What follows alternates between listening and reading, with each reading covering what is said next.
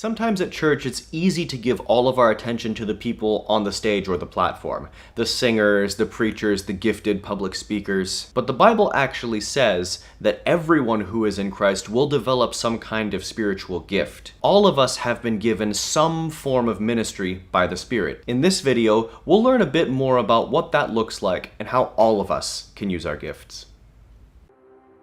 Talents. What is a talent? The word talent comes from the Greek talentum, then the Latin talentum, meaning a weight or sum of money. The English word talent is a direct allusion to this parable. A talent, then, was originally understood as a valuable lending from God.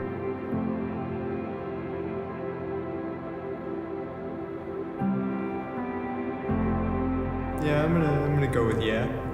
I mean, we may not know exactly what it is immediately.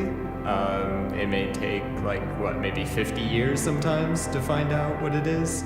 I do believe that God has given him talents. It's something that I grew up being taught and believing, and it seems only natural.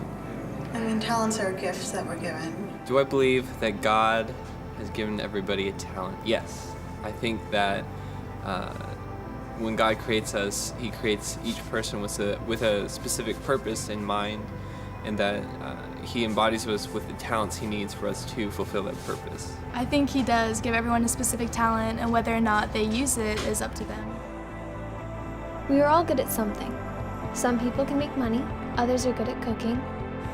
Some have the gift of hospitality, or teaching, or painting, or loving strangers, or making a public speech, even playing video games.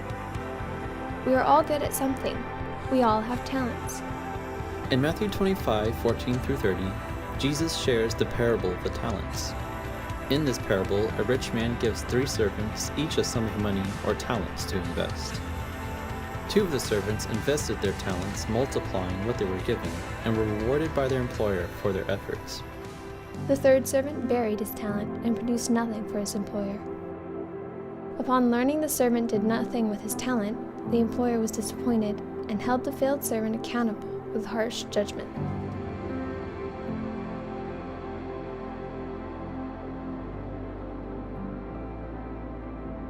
I do believe that we're expected to use our gifts for God, but even if someone doesn't believe in God or isn't of a certain denomination, I think they should still use their talents for good and to help others, just like Jesus did.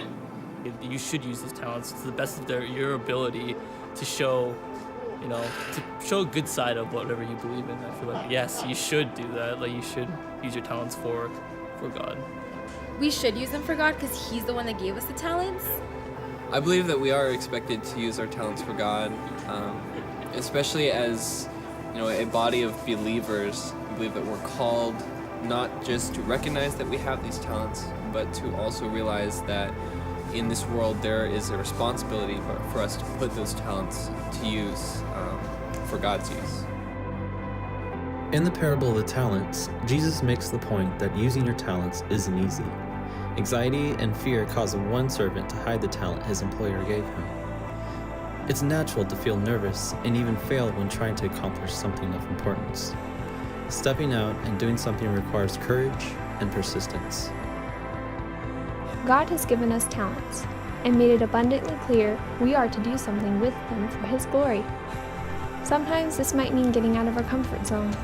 It might mean moving to another country like Jonah. It might mean standing up for Christian values when it would be easier to do nothing. Volunteering, cleaning, singing, web design, or writing. It can all be awkward and push us beyond our limits. Using our talents might even require doing acts of kindness for our enemies.